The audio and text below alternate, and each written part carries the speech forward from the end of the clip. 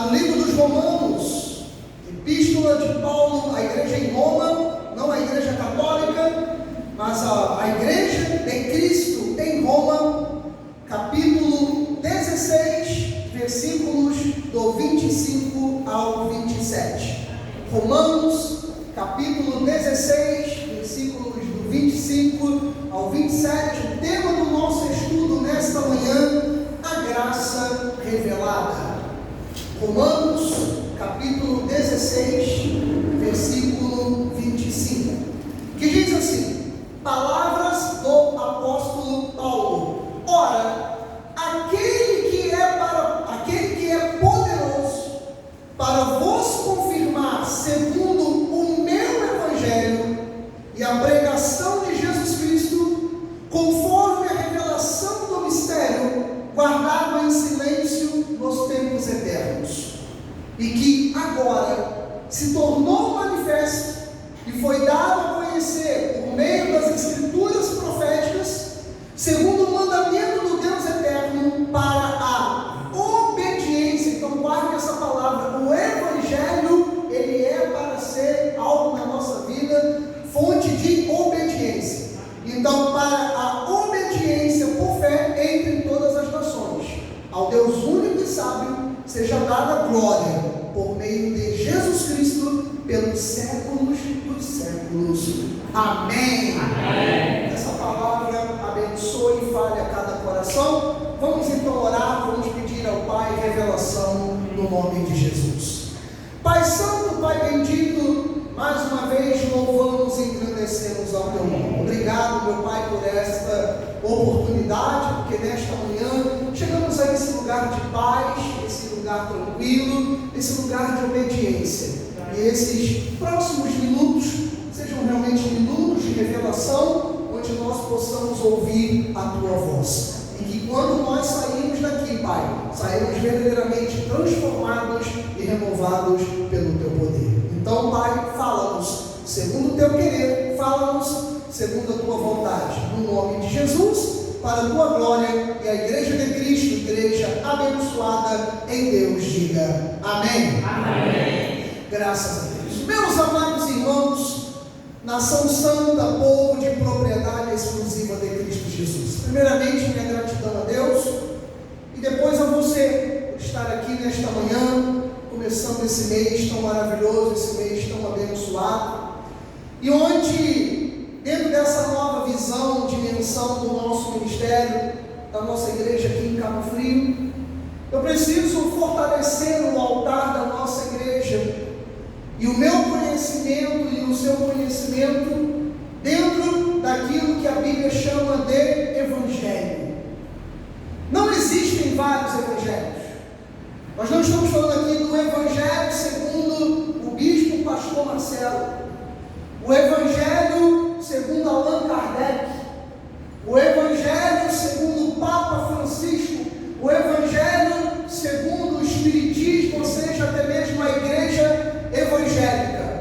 Eu não vim aqui nesta manhã trazer uma opinião. De repente, nós poderíamos estar aqui num podcast e você sentado do outro lado, numa mesa, e a gente com um microfone, e a gente batendo um papo sobre aquilo que a gente acha num podcast sobre o Evangelho. Não, eu não vim aqui trazer a minha opinião, e também não estou dizendo aqui que eu sou o dono da verdade. De maneira nenhuma. O dono da verdade é Jesus Cristo. Amém. Né? Existe inclusive uma frase que se fala, né, a respeito, acho que era da polícia de investigação: existe a sua versão, existe a minha versão e existe a versão verdadeira. Não é assim, José? Existe a minha versão, a sua, e existe a versão verdadeira. Então, de repente, alguém pode estar assistindo essa mensagem através da internet, do YouTube, ou uma das guias que a Rebeca faz. Talvez você diga assim: pastor, eu não sei se eu vou concordar com aquilo que vai ser pregado. E eu não estou aqui para impor a ninguém isso, até porque Jesus não fez isso. Jesus estava pregando certa vez numa praça, havia um grupo à volta dele, e ele pregou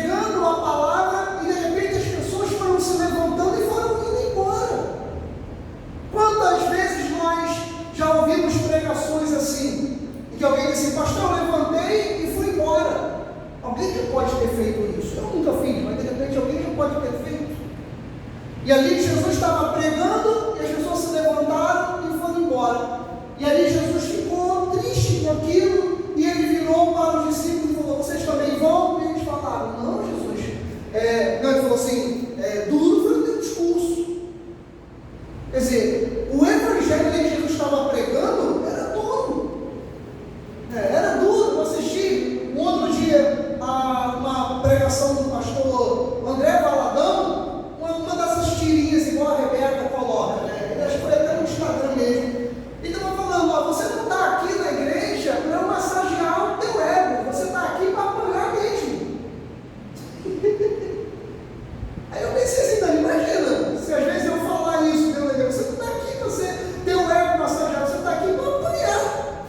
Aí você fala: é para apanhar, então eu não venho, pastor. Mas não é apanhar, gente, literalmente. É porque a palavra ela tem que fazer o que? A palavra tem que nos confrontar. A palavra ela tem que nos confrontar. E quando nós somos confrontados, ninguém gosta aqui.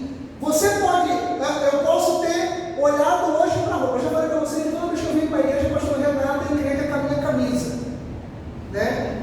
E são as camisas que ela dá. E ali quando eu coloquei hoje a camisa, aí eu desci, ela falou assim: você não tem uma camisa polo para botar? Não, eu tenho um monte. Ela falou assim: não, você não tem uma camisa polo? Eu falei: não, estou com 50, eu não vou lá em cima agora para pegar outra roupa, outra camisa. Já desci, agora hoje, semana que vem eu venho com a camisa polo, para fazer a vontade dela. Então, às vezes a gente é confrontado numa roupa que usa, numa opinião, em alguma coisa. Agora você imagina você ser confrontado quanto ao evangelho. Você imagina você virar para o seu avô, que é aquele batista, aquele assembleia, aquele, né? E de repente há alguma situação dentro da igreja que diz assim: avô, isso não há necessidade. Vô, salvação não se perde. Você já imaginou? Você já com o seu vô assembleiano, daquele roxo mesmo, que chegou a andar de chapéu para a igreja, de bengala, terno, em 40 graus, e você virava lá: vô, salvação não se perde. Então, você tem que confrontar. Hoje nós vemos vários podcasts, vários pregadores que pregam em linha com aquilo que nós cremos, ou nós em linha com aquilo que eles também creem. E que evangelho é esse? Primeiramente, o que significa evangelho? Evangelho significa boas novas, né? A expressão, a palavra evangelho significa boas novas e de grande alegria. Depois nós colocamos o nome ali que você vai poder até falar agora. O nome da minha igreja é Ministério Graça. Mas o que é aquele Ministério Graça de São Paulo? Não, em adoração. Aí você coloca um em adoração. Então você pode postar o Ministério Graça, ali da Jardim Flamboyant, na esquina da Rua Índia, né? Ministério Graça, aquela que tem lá de São, não, é Ministério Graça em adoração. Então você coloca assim. Mas por que o nome Graça? Graça significa favor imerecido. Engraçado que todos nós, quando fizemos passamos pelas escolas bíblicas das nossas igrejas, nós aprendemos isso. Nós aprendemos isso nas revistinhas da escola bíblica das nossas igrejas, que graça significa favor imerecido. Então, se eu não merecia e eu tenho, alguém me deu. Se alguém me deu, não cabe a mim conquistar. Foi alguém que me deu. Se você me der um carro, por exemplo, com ações de graças, eu não fiz nada para ganhar esse carro. Você me deu. A conquista foi sua, mas você me deu. E mal comparando, assim é a salvação. Quem me deu essa salvação foi Deus. Através de quê? Da sua graça. Amém. Então, a graça, ela é o favor imerecido. Eu não merecia ser salvo. Você não merecia ser salvo. Mas nós fomos salvos por Cristo, pela vontade de Cristo. E isso o apóstolo Paulo, então, ele chamou de meu evangelho. Se ele disse que há o evangelho dele, então significa que é um outro evangelho. É um outro evangelho que não pertence a Cristo. É um evangelho que muitas vezes os lobos e mercenários, eles se levantam para tirar o dinheiro das pessoas.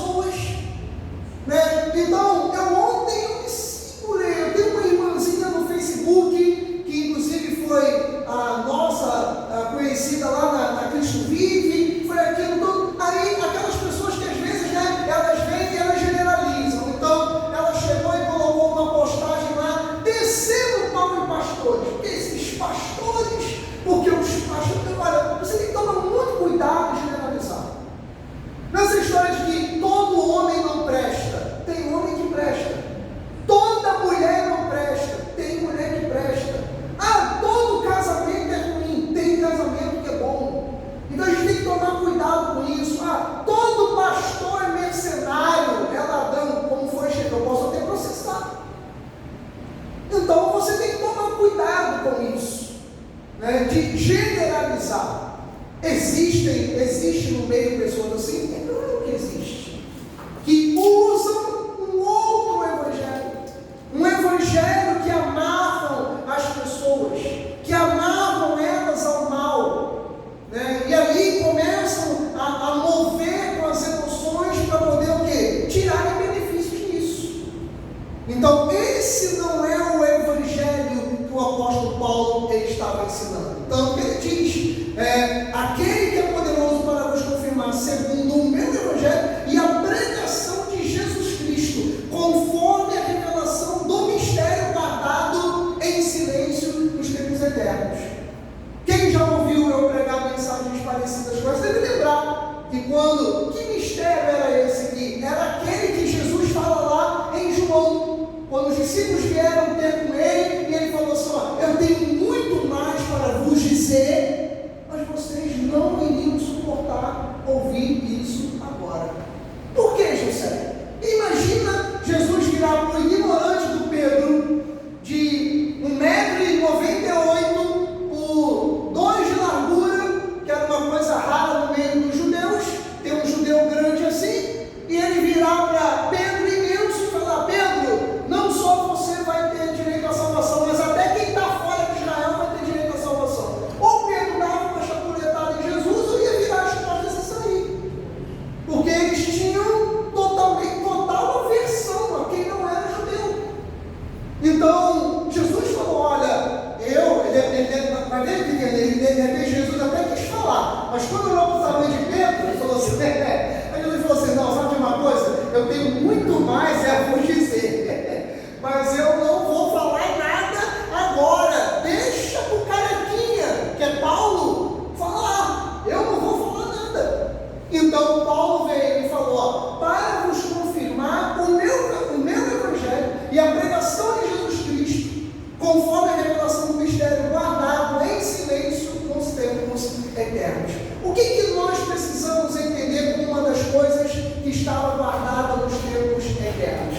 É que muita gente dentro da igreja, por não entender o que é graça, tem medo da vida espiritual, tem medo de vida com Deus, né? Tem medo de vida com Deus. Daqui a pouco o nosso querido pastor Luiz Marcelo, na sua oportunidade, ele falou aqui no altar, né? Nós estamos na dispensação do Senhor. Eu estou aqui, eu sou obreiro, eu tenho um projeto, eu tenho mas Deus é quem sabe. O que é isso?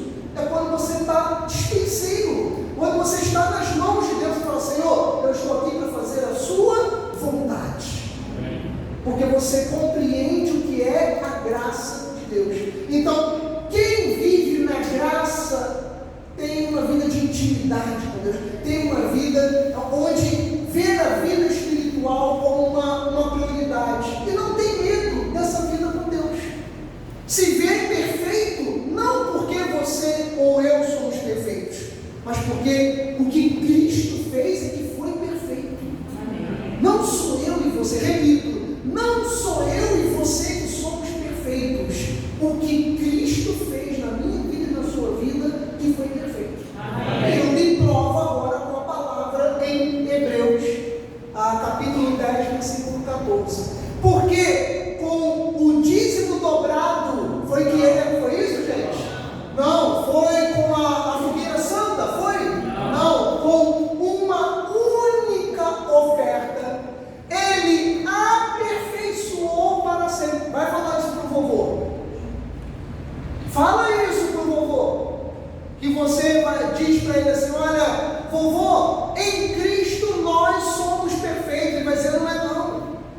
Ué, mas a Bíblia diz que com uma única oferta ele aperfeiçoou para sempre. Sabe por que não é, netinho? Porque se eu e você dissermos que somos perfeitos, que nós estamos salvos para sempre, sabe o que vai acontecer? Nós vamos andar na prática do pecado.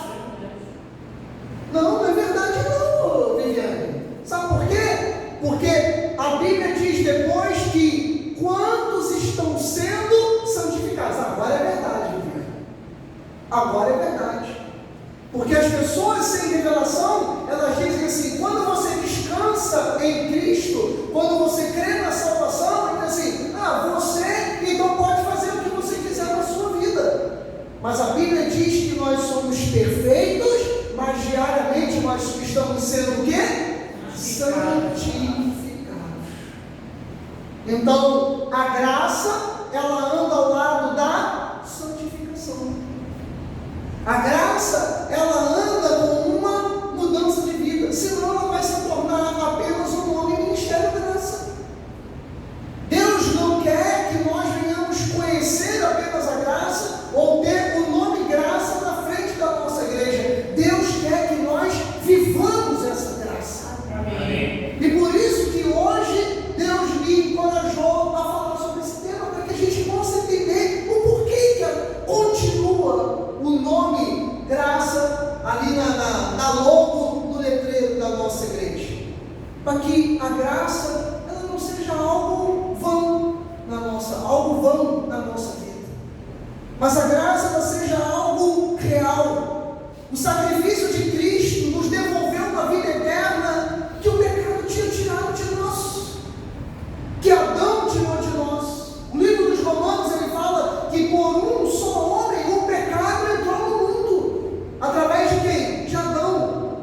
E pelo Adão perfeito nos foi restituída essa vida eterna. Amém. E hoje eu e você estamos dentro dessa vida eterna. Se Cristo voltasse agora, eu e você seríamos levados aos céus, não pela nossa própria vontade, não pelo nosso querer, mas pela vontade do Senhor, pela graça de Deus, porque com uma única oferta Ele aperfeiçoou para sempre. Agora, a nossa santificação é o quê? Ela é diária, ela é uma luta diária. Aqui na carne, a começar de mim, que estou aqui no altar, ao último que entrou por essas portas, todos nós passamos por esse processo de santificação diariamente. Todos nós, cada um na sua área, cada um naquilo que eu e você precisamos fugir. A graça, ela é o termômetro que nos mostra onde nós precisamos melhorar. E cada um de nós aqui precisa melhorar, porque aquilo que Cristo fez foi maravilhoso, foi perfeito, foi único. Agora eu e você não precisamos mais chegar aqui no dia 31 de dezembro e você trazer um carneiro até esse altar, até porque eu não ia ter coragem de matar o coitado do bichinho e chegar aqui e meter um cutelo, uma faca no pescoço. Não consigo ver nem a galinha morrer, tadinha, muito menos matar um cordeirinho, uma ovelha, e ter que jogar o sangue sobre você e sobre mim. Deus me livre. Não há mais necessidade disso.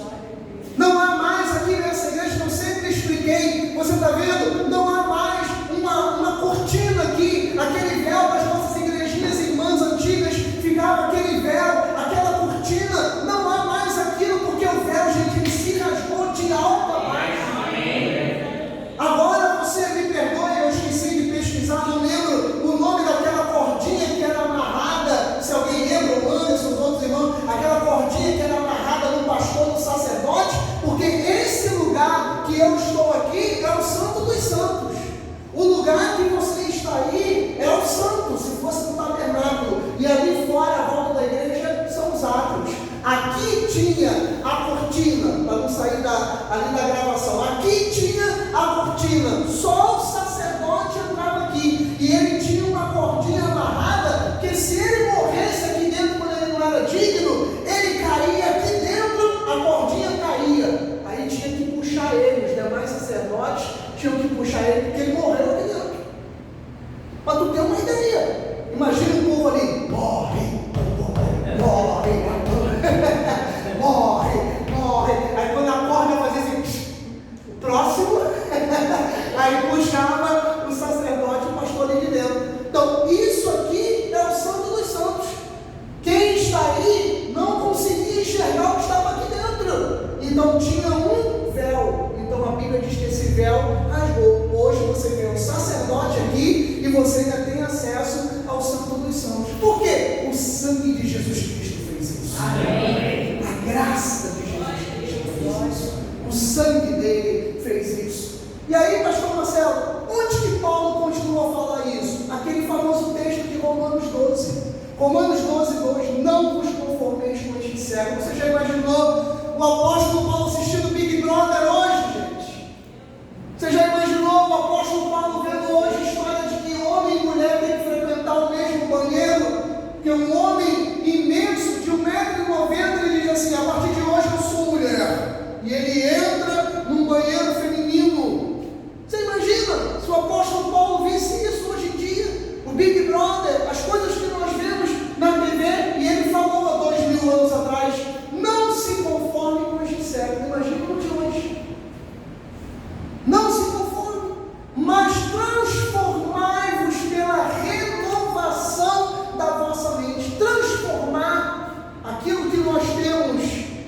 algo em nós, um vício que eu digo, não um vício mesmo de drogas, de nada, é como você pega, por exemplo, um objeto, né, algo que foi colocado errado, pega, por exemplo, um pé do sofá da sua casa, para eu te mostrar o que eu quero dizer. Pega o sofá da sua casa, que foi montado errado, e até hoje ele está lá, e quando você senta, você percebe que ele está meio manco, ou o pé da cadeira que você tem lá naquela sua mesa lá. Imagina, para você botar aquilo no lugar, para você consertar aquilo. Ou uma pessoa mesmo que ficou com a perninha meio manca, você imagina para consertar, para colocar aquilo no lugar. Por que ficou torto? Porque entrou em vício.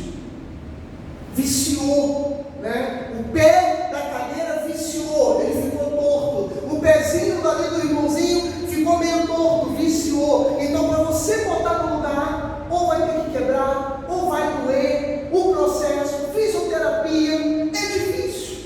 Eu diria que a vida é assim também.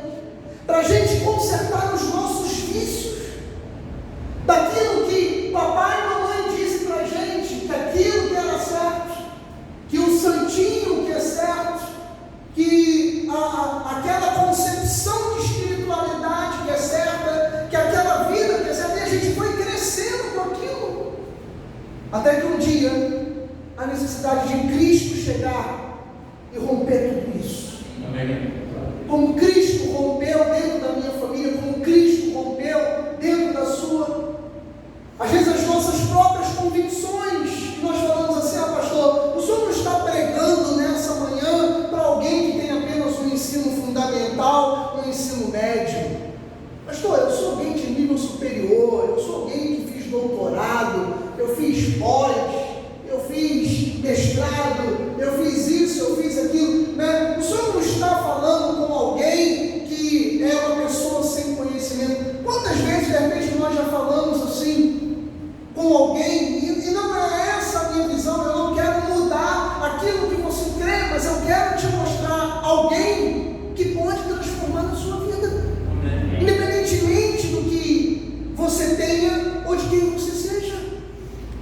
Aquilo que Paulo falou, o meu evangelho, e ele vem e fala: não se conforme com esse mundo, mas renove a sua mente, renove a sua mente, renove aquilo que tem tentado te escravizar, porque o problema não é o que fazem conosco, o problema não é, gente, o problema não é o que as pessoas fazem conosco, é o que nós fazemos com a gente mesmo. É isso sim, irmão. O problema é quando aquilo que nós fazemos com a gente, o sofrimento que muitas vezes eu e você temos, não é pelo que os outros fazem, a nossa família, nossos amigos, parentes, colegas de trabalho, não. O sofrimento que nós temos muitas vezes é por aquilo que nós mesmos fazemos com a gente. Por isso que você vê que pessoas que têm problemas psicológicos, elas se cortam, elas se catulam, elas pegam a faca, cortam os pulsos, se mordem. Por quê? Porque elas se punem. Elas dizem: eu mesmo me faço sofrer. E o que Cristo quer fazer com isso, através da palavra que o apóstolo Paulo colocou? Ele disse assim: só depende de você renovar a sua mente, renovar o seu coração, de você ser feliz, até na sua relação com Deus. E como tem pessoas que têm fortalezas com Deus, porque elas dizem: ninguém me ama, ninguém me quer, Deus também não me quer. Eu sei que eu também já passei muitas vezes por isso. Eu já falei para Deus, não agora, mas quando eu era mais jovem, eu falava: Senhor, para que está nessa vida? Eu ouvia minha mãe dizer: em 24 horas de vida você morreu, os médicos te trouxeram a vida. E eu, uma vez chorando, eu falei: olha só que situação, olha que quando chega a dor na mão de alguém. Uma vez eu falei assim: eu queria encontrar aquele desgraçado que me ressuscitou.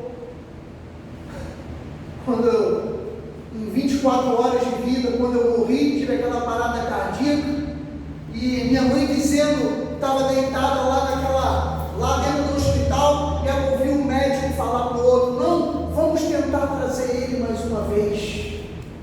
Isso há 50 anos atrás, e hoje eu estou aqui para a glória de Deus. Mas às vezes você fica pensando: Senhor, por que não deixou lá? Eu já estaria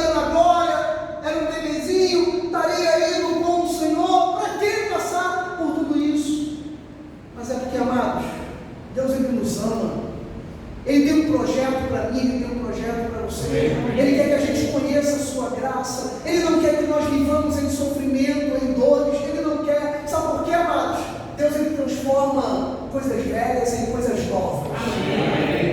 É isso que ele faz. Até o Evangelho está falando para você a graça. A graça ela não se mistura, a graça são coisas novas. Não adianta emendar, por exemplo, a lei na graça. Não existe isso. Não existe. Mas eu também entendo algumas. Hoje você vai ver como a gente vai aprendendo. E algum tempo atrás eu falava assim, por causa do jejum. Pastor, hoje o senhor jejua? Hoje vamos se assustar, jejum. Mas não foi um jejum de comida, não. Por exemplo, se você for ver o apóstolo Paulo, quando ele fala isso aqui, né, não vos conformeis com este século, ou seja, não tenha essa atitude. Isso aqui é um jejum? É um jejum ou não é? Porque de repente você pode dizer assim, pastor, eu amo jogar esporte bet. Pastor, eu fico lá em casa, fico vendo, meu Mengão ganhou ontem, abriu aí para ser campeão estadual, né, irmão Wilson? Tá lá, eu vou apostar. Pastor, eu amo. Quando você deixa de apostar porque a aposta não é de Deus, é um jejum. Você não está se conformando com isso. Pastor, quando eu conto a minha vizinha do 302, a gente fala do condomínio todinho, a gente fala de todo mundo. A próxima vez que você encontrar a vizinha do condomínio 302, que você se desviar dela e não falar de mal de ninguém, é um jejum. É ou não é um jejum?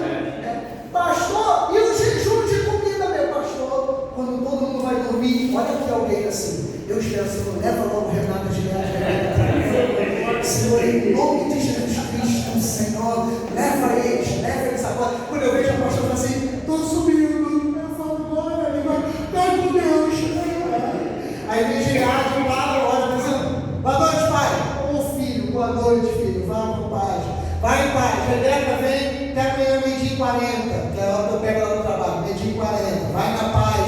Aí vem Paçoca, olha para mim e fala, pode subir. Aí ela vai e sobe.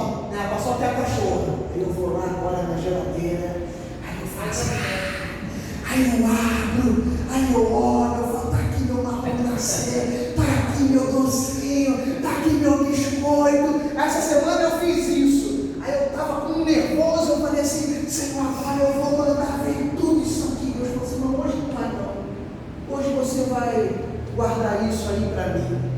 Aí eu falei, o que, Senhor? Eu falei, Senhor, tem docinho, Senhor, tem flan, Senhor. O Senhor falou, não, hoje eu quero que você descanse isso para mim.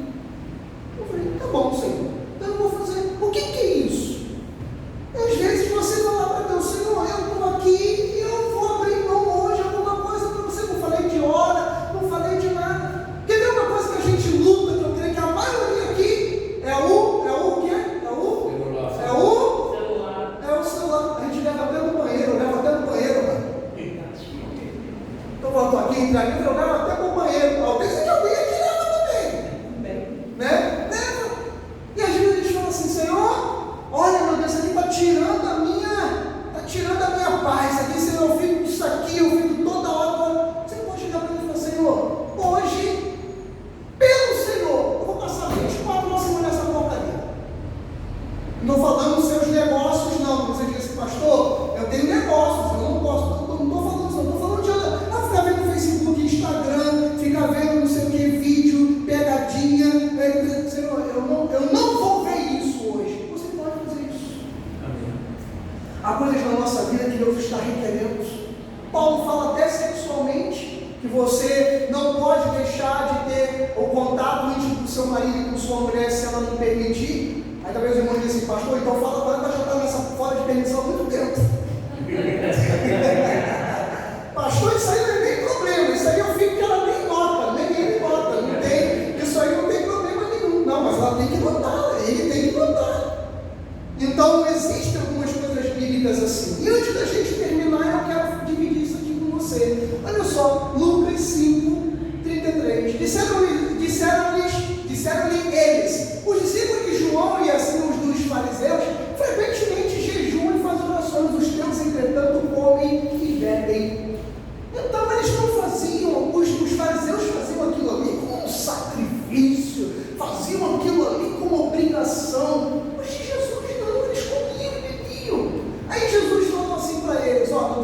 34. Jesus, quando ele disse: podeis fazer jejuar os convidados para o casamento enquanto está com eles o noivo? Então, se Jesus está em nós somos felizes. Apesar dos problemas, nós não vivemos nesse jejum de pranto, de dor, de tristeza. Nós não vivemos nisso. O noivo está presente. Aí ele diz no 35, né? Dias virão, contudo, que lhe será tirado o noivo. Naqueles dias, sim, olha, eles vão jejuar, eles vão prantear, eles vão sacrificar, vai doer, porque o noivo lhe será tirado. Foi aquele momento da morte até a ressurreição. Versículo 36, também lhes disse então uma parábola: ninguém tira um pedaço de veste nova e põe em veste velha. Por isso, amados, nós não podemos ter duas vidas em Cristo. Por isso que a graça, ela nos transformou. Estou falando eu e você, estou falando nós dois. Não se pega um pedaço de veste, roupa nova e coloca em roupa velha, porque rasgará a nova e o remendo da nova não se ajustará à velha. Você está vendo o que a gente está fazendo aqui na igreja? Nós estamos arrancando o que é velho e nós estamos colocando o que é novo, mas você não pode ajustar. Nós não podemos ajustar, né, a duas vidas. Nós temos que viver pela graça e em novidade de vida. Então ele fala: não pegue, né, a roupa nova e coloque na velha, senão você vai rasgar e elas não vão se ajustar. Versículo 37, até o vinho: ninguém põe vinho novo em odres velhos, pois o vinho novo romperá os odres, entornar-se-á o vinho e os odres se estragarão. Então o Senhor, ele fala: se você quer viver a graça, no nome da nossa igreja graça, vamos fazer tudo novo em nossas vidas. Vamos olhar para o céu, gente. Esse mundo só quer fazer a gente olhar para a terra, olhar para o chão, olhar para o homem. Tudo que está à nossa volta é isso, é o homem, né? Coloca o homem como centro, mas o evangelho, ele não acabou, o evangelho não passou. Para a minha vida dar certo e a sua dar certo, Jesus tem que ser o centro. Ele tem que ser o centro do seu louvor, ele tem que ser o centro da sua adoração, ele tem que ser o centro das suas atitudes. Jesus tem que ser isso. É o que eu quero, sabe, nesse novo tempo da nossa igreja, do nosso ministério, seja eu ou seja você, amados, que cada vez que a gente entrar aqui, a gente coloque Cristo no centro da nossa vida. Ele será o centro da nossa atitude, da nossa postura, do nosso dinheiro, das nossas orações, do nosso tempo.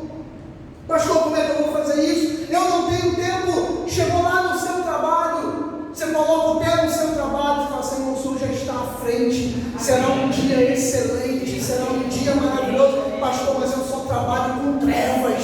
Você vai ver que as trevas vão bater em retirada. Deus vai renovar o teu local de trabalho por sua causa. Deus vai fazer coisas maiores. Sabe por quê? Mas onde está a luz de Cristo, Satanás, ele não fica. Onde está? Já acabou aqui também? Pega aqui para mim, Bebequinho, por favor. Onde está, gente, a luz de Cristo? Satanás, ele não fica. Obrigado. Então a nossa atitude tem que ser uma atitude onde colocamos Cristo no centro. Sabe por quê? Ele nos colocou no centro também. E eu termino. Pode pular para 1 de João, por favor, capítulo 4. Isso aí, versículo 10. Nisto consiste o amor. Gente, ontem quando eu li isso aqui, como diz a palavra, me constrangeu. Porque você lê assim: nisto consiste o amor. Não em que nós tenhamos amado a Deus. Aqui está a definição de graça. Tudo que nós fazemos por Ele e para Ele é porque Ele nos amou. Né? Se eu dou dízimo, é porque eu amo a Deus, não é porque Ele me ama. Então eu dou por causa disso. Se eu estou aqui na igreja, aqui nessa manhã, eu não estou aqui porque eu quis, foi porque Ele me amou, Ele te amou e Ele nos colocou aqui. Eu já falei aqui para você que alguns anos atrás, isso aqui, meu querido pastor Luiz Marcelo, isso aqui nunca foi projeto meu aos olhos humanos. Eu até dizia: pode ser que eu seja um pregador, seja isso, mas eu vou ser piloto de caça. Eu vou ser militar, eu vou fazer da minha vida isso, serão os meus projetos, eu vou fazer isso. Entrei por caminhos que muitas vezes aos meus olhos não eram de Deus. Eu falei, eu vou fazer isso, eu vou fazer, e Deus falou assim, não, eu tenho outros planos, eu tenho outros projetos para você. Então a Bíblia fala ali, não que nós tenhamos amado a Deus. Puxa, isso aqui ontem, até em certo ponto, até doeu um pouco o meu coração. Ele falou, não é que você ame a Deus, não é que eu ame a Deus. Mas ele diz assim, desculpa, Rebeca, mas eu vou ter que voltar aqui. Ele falou assim, ele nos amou e enviou o seu Filho como a propiciação pelos nossos pecados, aquele que pagaria pelos nossos pecados.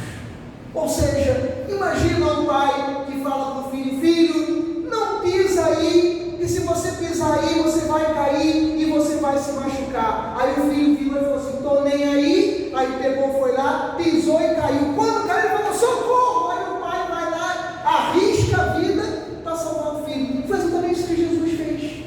Foi exatamente isso que Deus fez. Deus falou assim, ó, não mexa nisso, se você mexer, você vai morrer, você vai se dar mal. Aí o filho foi lá, o homem foi lá e mexeu. E ainda hoje Deus ainda leva a fama. Se Deus existisse, não teria estuprador. Se Deus existisse, não teria ladrão. Se Deus existisse, não teria bandido corrupto. Mas Deus falou para você não tocar na planta, na árvore, seja lá no que for, comendo fruto, que se você fizesse isso, o mal viria.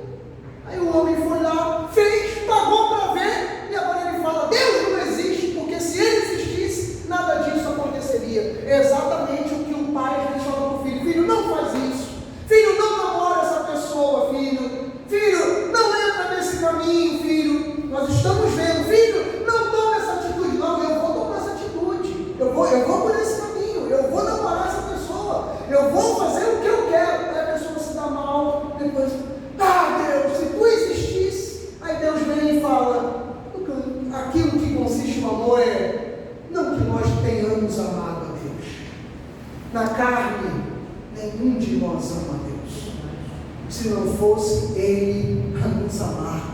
E diz o versículo 11, diz assim, não tenho 11, acho que eu tenho aqui, 1 de João 4:11, rapidamente, eu botei aqui o 11, não botei mesmo não, Rebeca, você que está certo, é o 18, vamos falar, no amor não existe medo, antes o perfeito amor lança fora o medo. Por quê? Porque o medo produz tormento. Olha quando a gente não faz a vontade dele, nós vivemos no medo, e o medo nos atormenta.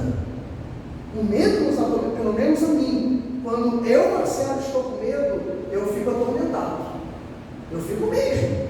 E aí eu começo a lutar em mim para tirar o medo. Eu falo assim com a Renata, eu falo, olha, eu estou com essa preocupação, com esse medo. Ela fala, calma, porque em mim o medo às vezes produz o tormento. Aí eu lembro dessa palavra, porque aquele que teme, que vive atormentado, não é aperfeiçoado no amor. Eu falo, mas se Jesus já me amou, então eu posso ter paz. E a Bíblia diz que Jesus falou para os seus discípulos, eu lhes dou a paz que o mundo não dá. Ele dá a paz dele para nós, que Paulo disse, uma paz que excede a todo entendimento. E o versículo 19, que eu termino, diz assim, nós o amamos. Por que, gente? Nós o amamos porque Ele nos amou primeiro. Nós o amamos porque Ele nos amou primeiro. O amor de Deus, eu fico imaginando o amor. O que é o amor de um pai e de uma mãe? Quem aqui ainda não é pai e mãe, talvez ainda não entenda, somente os jovens, né? Alguém aqui lembra da primeira vez que viu o rosto do seu filhinho? Todo mundo. Todo mundo lembra da primeira vez que você viu o rosto do seu filhinho. Aquela coisa, como que você amava alguém que nunca tinha batido um papo contigo, nunca tinha conversado com você, nunca tinha visto o rosto. Quando Gileade nasceu, meu primeiro filho, eu fiquei conhecido dentro ali da maternidade de um pai chorão, porque tiveram que pegar o esfregão para enxugar o chão. Eu andava dentro o Gileade no carrinho lá de fora, e eu andando no sabão, eu ficava dando voltas, assim, eu olhava e eu chorava, aí vinha o pai chorão, eu fui chamado de pai chorão, e eu olhava e falava assim, Gileade, eu levantava a cabecinha assim, e eu amava. Eu nunca tinha visto ele, era a primeira vez, mas como que eu já amava. Rebeca era uma coisa feia,